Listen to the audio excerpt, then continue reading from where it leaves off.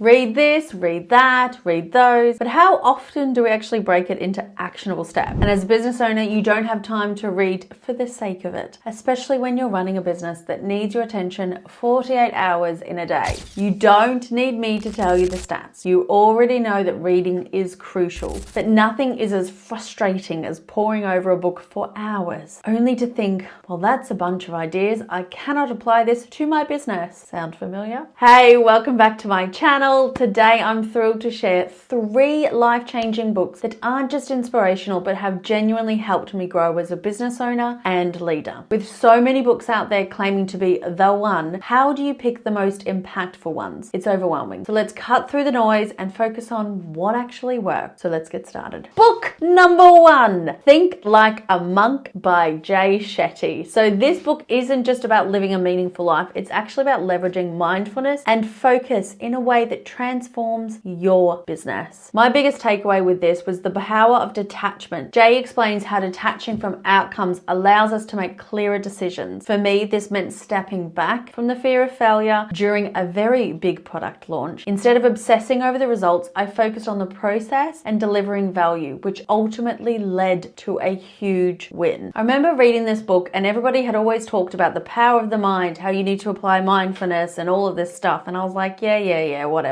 But it wasn't until I actually read this book and I realized, yeah, our mind is so beyond powerful, but it's more than that. It's about being able to really detach from the outcome, especially as a business owner. How I've taken this on in my own business is I don't get derailed when something goes wrong or something changes or the outcome isn't what I expected. There's a real detachment, and when you detach from something, that emotional turmoil is no longer there. Shetty helped me find my purpose and my zone of genius by honestly just tapping into what I truly enjoy and what I really love to do, which is help people grow their business, grow their emotional resilience, grow how they show up in the world, and ultimately achieve what they thought they could never have achieved. So if you haven't already, read Think Like a Monk by Shetty. It is a beautiful connection between business and mindfulness, and the mindfulness, the way that he explains it, it's purpose driven. And when I applied this to my business, I actually felt like I was adding value. It wasn't just trying to get money for the sake of money. I was able to really merge what I truly love to do in such an impactful way that adds so much value, and I get paid for it. There's such a difference in showing up like that versus showing up because you want to get paid. So I read this book when I started doing an introduction to our limiting beliefs. And if you don't have no idea about what limiting beliefs are, I'll link the video here and here. And it's all about how to actually remove our limiting beliefs. So from a simplistic standpoint, we have 2 fundamental beliefs or ways of thinking. One that's limiting, which means it limits what we can actually believe we can achieve. And it's a supportive belief. So there's a part in this book where he literally says, audit your negative comments. He referenced this part as if you're a gardener. Every day, you're just taking out the weeds. So you're just spending a moment of time every day in your mind and going,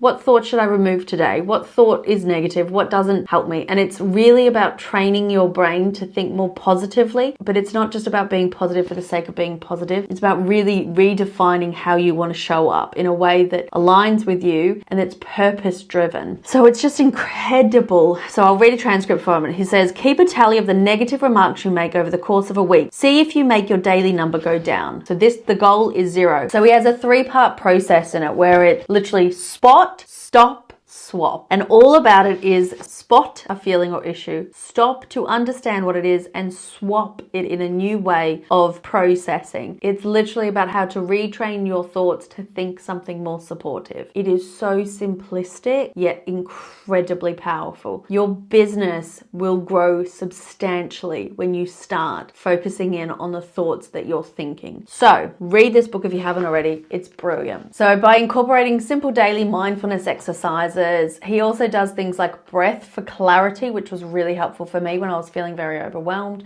This helps you clear your mind before tackling really big business decisions. So it's incredibly purpose-driven and a mindful aspect, but he himself is an entrepreneur and a business owner, so he applies it to how you can start breathing to help you gain clarity. And these tools are incredible, and you can use them time and time and time again. Book Number 2. So this book actually changed how I viewed my potential. Hendricks introduces the concept of the upper limit problem, which is when we unconsciously sabotage ourselves just as things are going well. This book is incredible. As you can see, I have left many notes on this. So a light bulb moment for me was realizing I was actually holding myself back from raising my prices because I feared being seen as too expensive. Sound familiar? By recognizing and pushing past that internal resistance, I was actually able to position myself in alignment with the value that I truly deliver. So how can this apply to you? Identify one area where you currently feel stuck and then ask yourself, am I limiting myself? Journaling about this has been an absolute game changer for me. Journaling allows you to take all the thoughts that's ruminating in your mind, put it in front of you so you can objectively view it. Yes, there's woo-woo elements to it, but it goes beyond just the woo-woo, do it for the sake of doing it. You're doing it because you're trying to get to the understanding of where you're actually self-sabotaging, where are the areas that you're stuck. And when you're stuck, it's because there's fear. And there's normally fear because there's a story attached to it that you can't be more expensive than other people. I know for myself, when I was raising my prices, I was like, but I can't, it's the industry standard. And then I just thought, oh, for God's sake, I've been doing this for 20 years. I know what I do. I know the value I provide and the results clients get from working with me. And I found when I reduced my prices, people didn't show up because it wasn't enough investment. When I did increase my prices and clients actually did invest in themselves, they showed up a hell of a lot more clear and focused, and their results 10 times over because they invested in themselves. So the big leap, another thing that it really helped me with, so this is by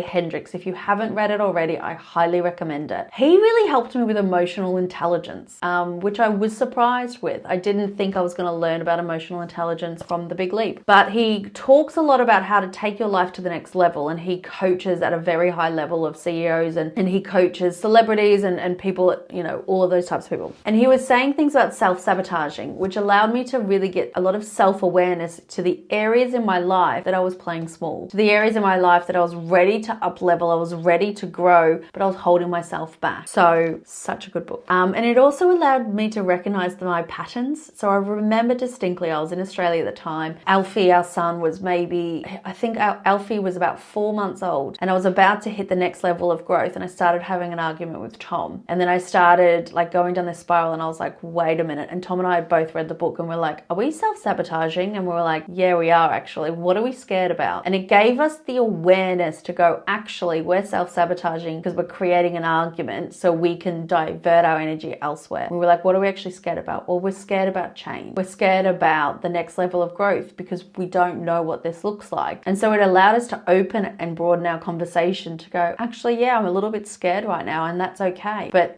we want this next level of growth, so let's move towards it. How do we do this? And it was a really beautiful book at that time in my life. It really resonated. And so there's a part in this book that I'm going to read to you, which I find so incredible. It's typical ways we upper limit ourselves. So upper limit is basically when you're about to grow your business, you're about to up level how you show up in the world. This is obviously applied in business sense because that's what I talk about. And it's when you're at your upper limit, you're about to break through. It's that moment where we tend to self-sabotage. So years ago, a client of mine invented a new verb to describe his upper limit behavior. He said, the other day I caught myself in the act of upper limiting myself. It caught on among participants in our seminar because it puts the upper limit problem into a practical context of something you're doing. When you're upper limiting, you're doing something that is crimping your flow of positive energy. Fortunately, there are not very many ways we upper limit ourselves. Tune into yourself as you read them to discover which ones are familiar to you. I'll start with the most common one. So worry. He prefaced this with, worry is a massive upper limit. And since I've read this book, I've learned so much about our brain and our thought patterns and our brainwave functionality and how our brain ultimately works. And I tie this into the comfort zone, and I've done a video and I'll link it for you as well. And it talks about the comfort zone in the essence of when you're in your comfort zone, your brain knows how to keep you safe. Our brain is designed to keep us safe. So anytime we go outside of that, our brain starts to freak out. And that's when we get into the fear zone, the worry zone. But it's actually part of the process, and it's how you show up for yourself in those moments of fear and worry that will dictate the next actions you take. It's okay to have worrisome thoughts, but don't let yourself spiral with them. Acknowledge and go, yeah, I'm having a worrisome thought. What's behind this? Question it. Don't just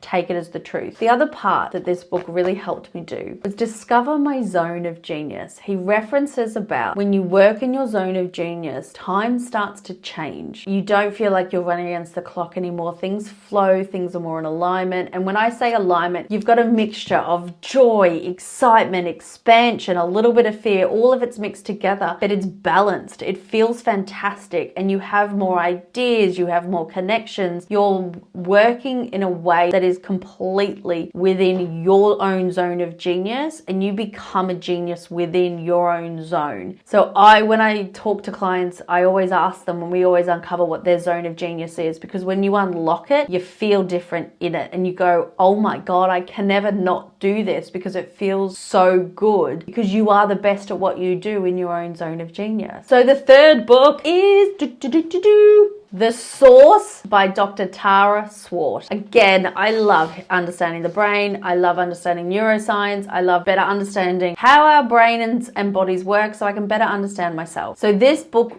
delves deep into neuroscience, which I really respect and love, and shows you how to rewire your brain for success. Literally a step-by-step guide of how to rewire your brain for success. So Dr. Swart explains the science behind visualization, and let me tell you, it is not woo-woo. It's rooted in brain chemistry. And I had been doing visualization for years because I knew that it was good for you, but I really didn't understand why it was good for me until I read this book. So a practical takeaway I implemented was creating a vision board with specific measurable goals. So I placed it somewhere visible and made a habit of reviewing it daily. So I've got one now in my bedroom, so as soon as I open my eyes, I see my vision board. So within months, I noticed I was naturally prioritizing actions aligned with those goals without forcing it. Because what happens is when you see what you want to achieve each and every day, your brain is finding ways in which it can make that happen. So how can you actually apply this in your business? So start small. Write down your top 3 goals and visualize achieving them every morning for 5 minutes. It's simple, but the science behind it is truly powerful. How do we apply this to business? When you're wanting to grow your business and you're wanting to grow your revenue and you're wanting to grow how you show up, what you need to do is you need to start seeing it. You need to start visualizing what it is that you want. When you start visualizing what it is you want, you're starting to draw it to you. If you continue to do what you're doing, you'll continue to get what you've got. If you want something new, you have to think something new. And to think something new is as simple as visualizing what you want for 5 minutes in the morning and 5 minutes in the evening. The reason I'm saying 5 minutes in the morning and 5 minutes in the evening is because just as you're waking up, our brainwaves are at a certain frequency that allows us to absorb the information that we're receiving without analyzing it and basically saying no to it. And the same thing happens right before you go to bed, is you're in that more subconscious, that more influential state. That is when you want to do visualization, because it's a hell of a lot more powerful. When you're in the middle of the day and you're not in a meditative state, you're in a good do state, you're in more of an analytical brainwave state, which means your brain's not going to be absorbing the information nearly as beneficially or as much as it would the start of the day and right before you go to bed. So if you haven't already, please read this book. The fact that she's a woman, the fact that she's a neuroscientist, the fact that she's a coach, all the things I love. So I'll read you something in this book because I love it. It really explains. She has such a profound way of simplifying the complex. And if you've watched any of my other videos, you'll know that I love simplifying the complexities that people make up about business and money, because business and money are simple. Business and money are fun, and they should be. The more complex it is, the more overwhelmed we tend to be. Simplify things and read this book. She will help. So she talks that I love being able to merge strategy with heart, brain with action. So to me, Tara Swart has a beautiful connection between the spirituality and the neuroscience, and that also expands your thinking, expands of what you believe is possible. So I think it's fantastic. So the way that this book starts, I'm going to read this to you because it's so powerful. Life-changing opportunities pass us by every day. a chance encounter with a potential partner, a comment that could open up a new career. In our frenetic lives, such fleeting moments are easily overlooked or dismissed. But with the right help, we can train our minds to notice them and to seize them and learn how to transform a split second into a lasting change. That's because the things we most want from life, health, happiness, wealth, love, are governed by our ability to think, feel, and act. In other words, by our brains. So she literally teaches you how to apply this in a day-to-day setting to achieve what it is that you want to achieve. So these books are incredible. I was fortunate that I read these at the moment in my lives that I needed them most. So if any of them stuck out to you, please go and get yourself a copy. I'm sure if you can't afford one, there'll be one on YouTube video somewhere, but they are just so profound. And I know that I teach everything about business, and none of these books are primarily business based, but they help you strengthen your mind to become more successful in your business. That's what you need. You need to be able to rewire your brain so you can see yourself more successfully, so you can apply what it is you need to, so you can take action and you can upskill in the areas you need to. That is going to serve you longer than just having the right strategy at the right time. If you just have the right strategy but the wrong mindset, it's never going to be sustainable and it's going to fall apart. So for you in business, if you've found that you've been applying something, it's just not working and you're like frustrated, going, what the hell? It's potentially your time to rewire your brain and start unlocking your potential. So one or all of these books would be a wonderful resource for you. So if I had to choose any of these books, that is a really hard thing to do. I would probably choose The Source, just because she merges the woo-woo with the neuroscience and gave me a better understanding and depth to why I was doing what it is that I was doing and how to do what it is that I needed to do in order to change. She really supports you through that. But that doesn't take away from the other two books, which are incredible also. So there you have it. 3 books that go beyond theory and offer actionable insights for business and life. So remember, it's not just about reading, it's actually about applying what you've learned. So now I'd love to hear from you. What are some of your favorite books and how have they impacted your journey? Please drop a comment below and let's keep this discussion going. I absolutely love books. And if you found this video helpful, be sure to check out the rest of my channel for more amazing content. And don't forget to hit that like button and subscribe for more. I'm here supporting you every single step of the way to your success. I'll see you in the next video.